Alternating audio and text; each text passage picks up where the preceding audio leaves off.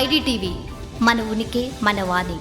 Online కేటుగాళ్ల చేతిలో చిక్కి తీవ్రంగా నష్టపోతున్న సైబర్ నేరాల బాధితులకు తెలంగాణ పోలీసులు న్యాయ సేవా అధికార సంస్థలు బిగ్ రిలీఫ్ ఇచ్చాయి. ప్రత్యేకంగా నిర్వహించిన లోక్ అదాలత్ వేదికగా సైబర్ మోసాలకు గురైన బాధితులకు భారీ ఎత్తున నగదును రీఫండ్ చేసినట్లు పోలీసు ఉన్నతాధికారులు అధికారికంగా వెల్లడించారు. ఈ ప్రత్యేక డ్రైవ్ ద్వారా రాష్ట్ర వ్యాప్తంగా మొత్తం 6,303 మంది సైబర్ మోసం బాధితులకు ఏకంగా 45.21 కోట్ల రూపాయలను విజయవంతంగా వారి ఖాతాల్లోకి రీఫండ్ చేయించారు. కోల్పోయిన సొమ్మును మళ్లీ చేతికి రావడంతో బాధితులు హర్షం వ్యక్తం చేస్తున్నారు. ఈ రికవరీ ప్రక్రియలో సైబరాబాద్ పోలీస్ కమిషనరేట్ అత్యంత కీలక పాత్ర పోషించి ముందంజలో నిలిచింది. ఒక్క సైబరాబాద్ పరిధిలోనే 2,232 మంది బాధితులకు చెందిన 21.91 కోట్లు రికవరీ చేసి వెనక్కి ఇప్పించారు. అదే విధంగా తెలంగాణ సైబర్ సెక్యూరిటీ బ్యూరో నేరుగా తన పరిధిలోకి 77 మంది బాధితులకు సంబంధించిన 6.83 కోట్లను రికవరీ చేసింది. జిల్లాల వారీగా పరిశీలిస్తే మల్కాజిగిరి, హైదరాబాద్, సంగారెడ్డి జిల్లాలు సైబర్ నేరగాళ్ల బ్యాంక్ ఖాతాల నుంచి సొమ్మును రికవరీ చేయడం రాష్ట్రంలోనే అగ్రస్థానంలో నిలిచాయి. రాష్ట్రంలో సైబర్ నేరాల కట్టడికి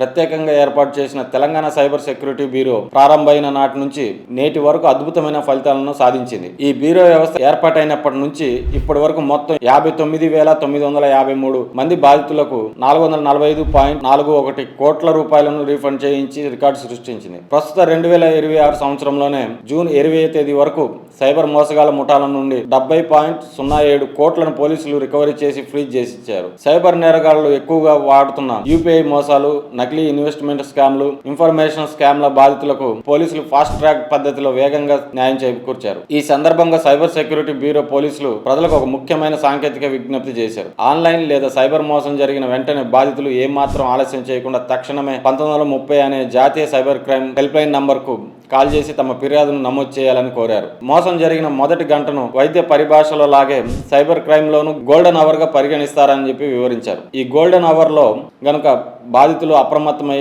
1930 నంబర్కు ఫిర్యాదు ఇస్తే నేరగాళ్లు ఆ సొమ్మును వేరే అకౌంట్లకు మార్చక ముందే వారి బ్యాంక్ ఖాతాలను పోలీసులు సులభంగా ఫ్రీజ్ చేయగలుగుతారు. దీనివల్ల బాధితులకు తమ డబ్బు తిరిగి వచ్చే అవకాశాలు అత్యధికంగా ఉంటాయని చెప్పి తెలంగాణ పోలీసులు స్పష్టం చేశారు.